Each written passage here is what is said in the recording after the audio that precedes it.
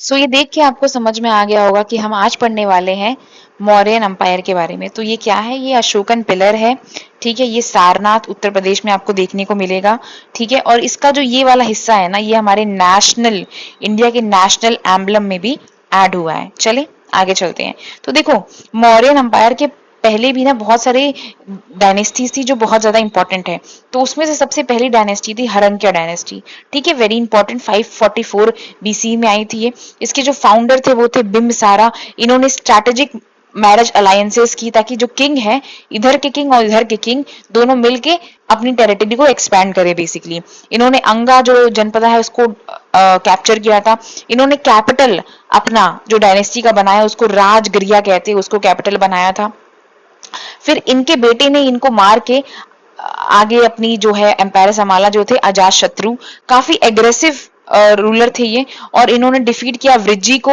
और इनके रहने पे ही फर्स्ट बुद्धिस्ट काउंसिल बना था, जिस जो हुआ था हमारे राजगृह में। और इन्होंने दो वॉर वेपन्स तैयार किए थे, विच इज रथामुसाला और महाशिलकंटका। ये बहुत ज्यादा इंपॉर्टेंट है। ये आपको कहाँ देखने को मिलेगा? बाहुबली मूवी है ना, उसमें आपको आसानी से ये जो अपोजिट में रहते हैं उनके जो मतलब जो विलन रहते हैं उसमें देखने को मिलेगा। देखना बाहुबली, तो उसमें दिखेगा। फिर इनको मार के उदयन आए, जिन्होंने कैपिटल को शिफ्ट किया पाटलिपुत्र में। Very very important.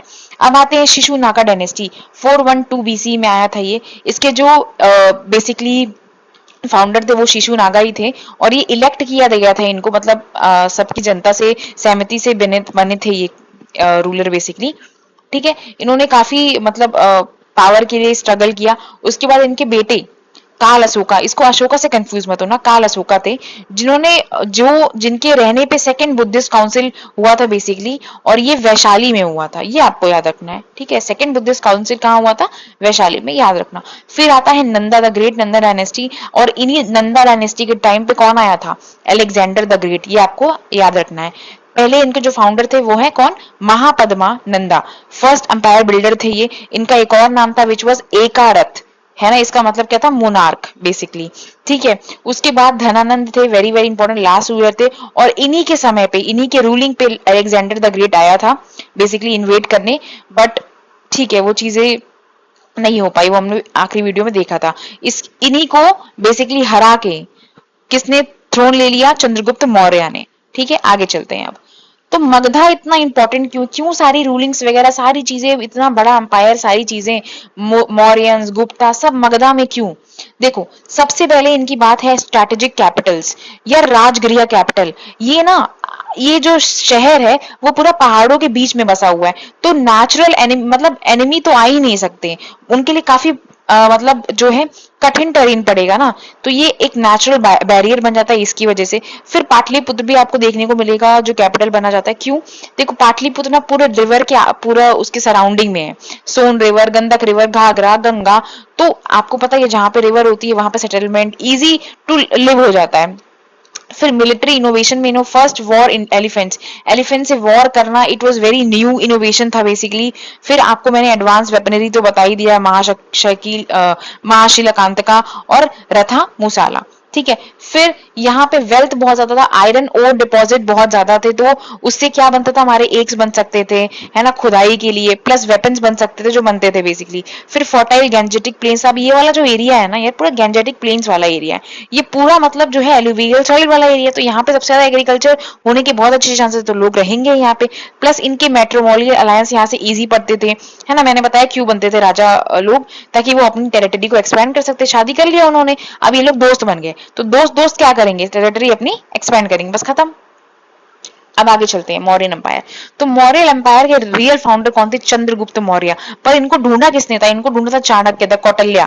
कौटिल्य की एक्चुअली थोड़ी सी ना इंसल्ट कर दी थी बेसिकली ये हमारे धनानंद ने। इसका बदला लेने के लिए इन्होंने इनको डिस्कवर किया चंद्रगुप्त मौर्य को, ताकि वो इनको ओवरथ्रोन करे और नंदा को हटाएं और खुद बैठे।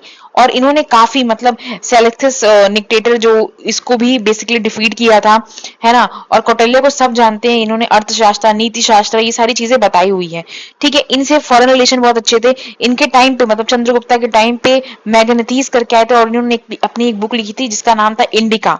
और इन्होंने सारी चीजें इसमें लिखी है मौर्यन एम्पायर के बारे में, कितने काउंसिल ऑफ मिनिस्टर थे, क्या क्या चीजें थी, क्या मार्केट सिस्टम था, एवरीथिंग। फिर जब एंड होने लगा इनका रीजन का, तो इन्होंने क्या है जैनिज्म को अपना लिया।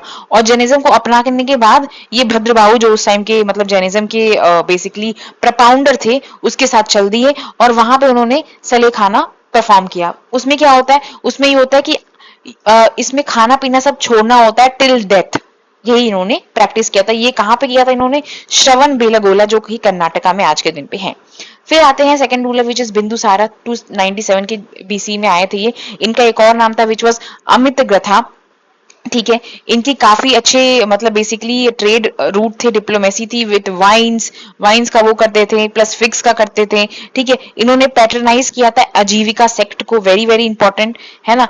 और सदर्न डेकन तक भी ये अपना एम्पायर जो है इन्होंने एक्सटेंड कर दिया था। फिर आते हैं द ग्रेट अशोका, इनके ही बेटे थे बेसिकली। और ये काफी मतलब एग्रेसिव रूलर थे शुरू शुरू में, है ना। और काफी फाइट्स वगैरह में इन्वॉल्व रहते थे। फिर एक बार एक वॉर हुआ जो कि कलिंगा वॉर, उड़ीसा के साइड में आपको देखने को मिलेगा। ये वॉर ने पूरी इनकी माइंडसेट ही चेंज कर दिया। उनको गिल्ट हो गया कि मैंने शायद इतने लोगों को कत्ल कर दिया है, इतने लोगों को, हजारों लोगों को मार दिया है, और इस गिल्ट को खत्म करना है मुझे। और इसके लिए उन्होंने अपनी खुद की एक पॉलिसी स्टैब्लिश की, अपना खुद का एक थ्योरी लॉन्च की, विच इज अशोकास धम्मा। इसमें social responsibility, non violence, religious tolerance, ये सारी चीजों को फोकस किया गया है। अच्छा देखो, ये एडिक्ट्स वाला है ना, मैं इसको एक 5 मिनट का वीडियो बना दूंगी, उसमें सारे इंपॉर्टेंट 14 जो एडिक्ट है ना, मेजर माइनर सब कवर कर दूंगी, ठीक है। अभी बस मैं एक छोटा सा संक्षिप्त में बता रही हूँ। फिर इन्होंने फर्स्ट यूज किया रॉक पिलर एडिक्ट्स पे। और क्या मतलब इनकी स्क्रिप्ट थी, सब ब्राह्मी, खरोच थी, ग्रीक, अरमाइक, सारे में ही इन्होंने इनकी स्क्रिप्ट थी। फिर इन्होंने पैटर्नाइज किया थर्ड बुद्धिस्ट काउंसिल जो कि पाटलिपुत्र में हुआ था, वेरी वेरी इंपॉर्टेंट। इनकी जो मिशनरीज थी वो हमारे श्रीलंका तक भी, इसलिए श्रीलंका में भी बुद्धिज्म जो है प्रैक्टिस होता है, बुद्धिज्म धम्मा पॉलिसी कहीं ना कहीं होती है, ठीक है।